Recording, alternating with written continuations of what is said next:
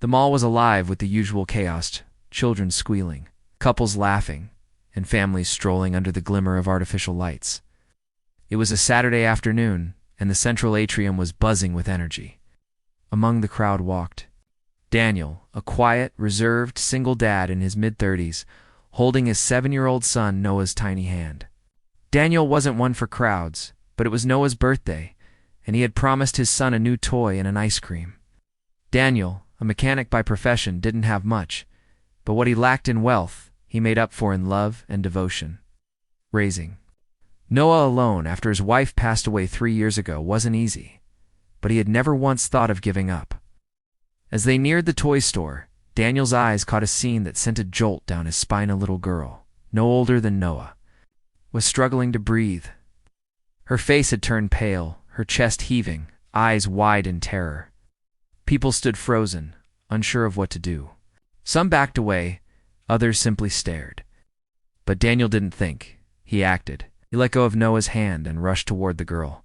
"She's having an asthma attack," he shouted, instantly recognizing the symptoms.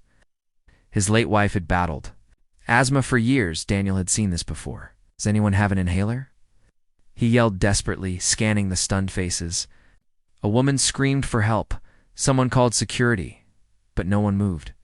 Daniel dropped to his knees beside the girl. "Sweetheart, I'm going to help you, okay?" "Hang in there," he whispered, gently tilting her to the side to ease her breathing.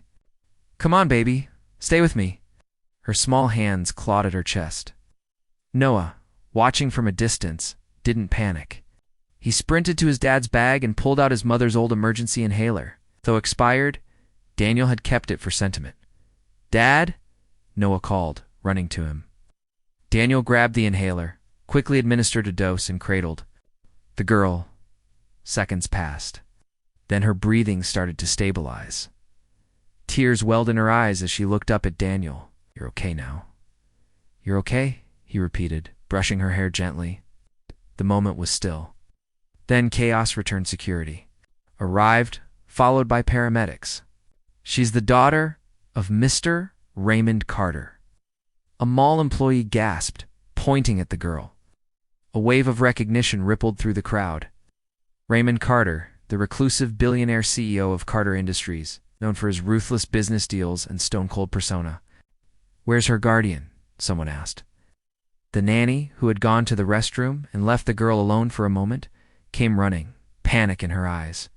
"Oh my God, Miss Eliza," she screamed. But Daniel was already handing her over to the paramedics. He stood silently, watching them wheel the child away. The security guard asked for his name. Daniel simply nodded and gave it before walking away. Noah tugged at his hand. "Is she going to be okay, Dad?" Daniel nodded. "I hope so, buddy." They resumed their birthday outing, not knowing that their lives had just changed forever. Across the city, Raymond Carter slammed his phone down. "She was what?" he growled. The hospital staff explained what had happened. A man unknown, unconnected, completely ordinary, had saved his daughter's life. Raymond was not a man who showed gratitude. Power, wealth, and control were all he understood. But something about this shook him. That night, he reviewed the mall's security footage. For the first time in years, his expression softened. He watched Daniel cradle Eliza like she was his own. He saw the tenderness, the fear, the urgency, and the moment Eliza wrapped her hand around Daniel's finger. The next morning, Raymond Carter summoned his best investigator. "Find that man. I want to know everything." Daniel, meanwhile, had returned to his humble home with Noah. Life moved on. Bills piled up, rent was due, and work was slow. Had no idea who Eliza was, nor the power her father wielded.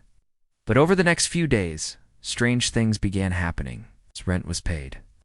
A new toolbox arrived at his garage with no sender. His son's school waived the next 3 months. Tuition, it felt like a miracle. And then came the knock. Black car pulled up. Suited man stepped out. "Mr. Daniel Green," the man said. "Mr. Carter would like to meet you." Daniel froze. "Carter?" "Yes, sir. You saved his daughter's life." Noah peeked from behind the door. "Dad." Daniel knelt, looked into his son's eyes, and smiled faintly. Guess our quiet life just got a little louder. When Daniel arrived at the Carter estate, it felt like another world. Marble floors, golden chandeliers, guards at every turn. He felt out of place. Then he saw her Eliza running across the room and hugging him. "You saved me," she whispered.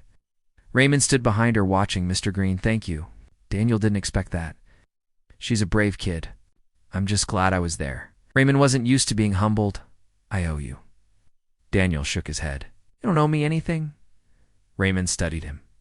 "What do you do?" "I fix cars," Daniel replied. "And raise my boy."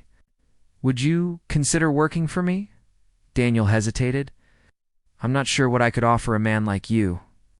Raymond's expression was unreadable. Integrity, compassion, loyalty, things I can't buy. Eliza clung to Daniel's hand. "I like him, Daddy." Something shifted in Raymond's eyes. For the first time in years, he saw humanity beyond business. But neither man knew that deeper truths were buried truths that would soon surface and test everything they believed. Because fate had one more twist waiting one, that neither the CEO nor the mechanic could have ever expected. The days that followed were unlike anything Daniel had ever imagined. Raymond Carter, one of the most powerful men in the city, had not only shown gratitude, but insistently offered Daniel a Joe-Ben exclusive position as the personal vehicle engineer for Carter Industries. At first, Daniel hesitated. The luxury, the status, the sudden attention, it all felt too much for someone who had spent most of his life covered in grease, trying to make ends meet. But Noah's eyes filled with wonder as he saw the massive Carter estate, the toy-filled guest house, the peaceful gardenery, minded Daniel that sometimes opportunities arrive for a reason. Daniel accepted the offer, moved into the estate's guest wing, and continued working privately on the Carter family's vintage and luxury car collection. It wasn't just a job anymore. It was an unexpected new chapter. Eliza Raymond's daughter grew deeply attached to Daniel and, especially to Noah. The two kids bonded instantly. They played in the gardens, read stories under the oak tree, and watched the stars from the balcony at night. But Eliza seemed to cling to Daniel more than she did to her own father. She'd run to him after her ballet classes, sit on his lap during movie nights, and often fall asleep against his shoulder.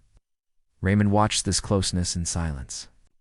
He had always struggled to connect with Eliza after her mother passed away in a car crash 3 years ago.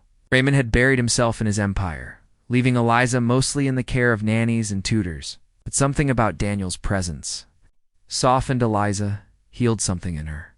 It started to soften Raymond too. But as days turned into weeks, shadows of the past began to stir. One evening, while organizing old boxes in the Carter estate garage, Daniel stumbled upon a dusty photo album wedged inside a broken cabinet. Curious, he opened it. His hands froze.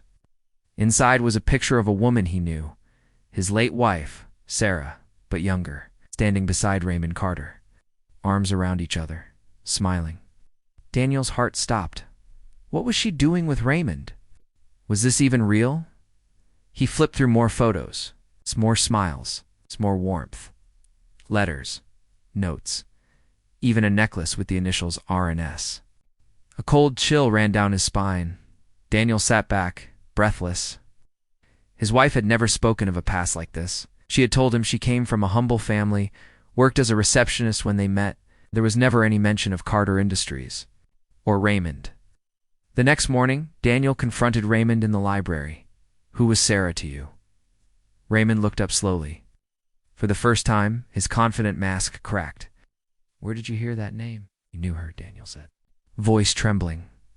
"You were with her. There are photos, letters, were you?" "In love with my wife?" Raymond was silent for a long time. Then he nodded. "We were engaged." Daniel staggered back. "What?" "Before she left, 10 years ago, we were young. I wasn't the man I am today, ruthless, cold. She wanted a simple life. I couldn't give it to her, so she walked away." Raymond's voice trembled for the first time. "I begged her to stay, but she disappeared. I never knew where she went." Daniel clenched his fists. "She became my wife, the mother of my son. The silence was thunderous. "She died thinking you were still the same man who crushed hearts," Daniel whispered. "Maybe you were." Raymond looked broken. "She didn't tell you about me." "No," Daniel said bitterly. "Not once." Raymond walked to the window, staring into the horizon. "I didn't know she was gone. Till now. But that wasn't all." Daniel's mind was spinning. If Sarah had left Raymond, and then started life with him, then what else was hidden? Oh. That night, while looking through his old hospital records, Noah's birth documents, Daniel noticed something that had never stood out before. Blood type, AB. Neither his nor Sarah's type matched. It had always seemed like a clerical error, but now, doubts surfaced. The next morning, Daniel requested a paternity test not out of suspicion, but to silence the growing storm in his heart. A week later, the results arrived. Positive match, but not with Daniel, with Raymond Carter. The world shattered. Daniel fell to his knees.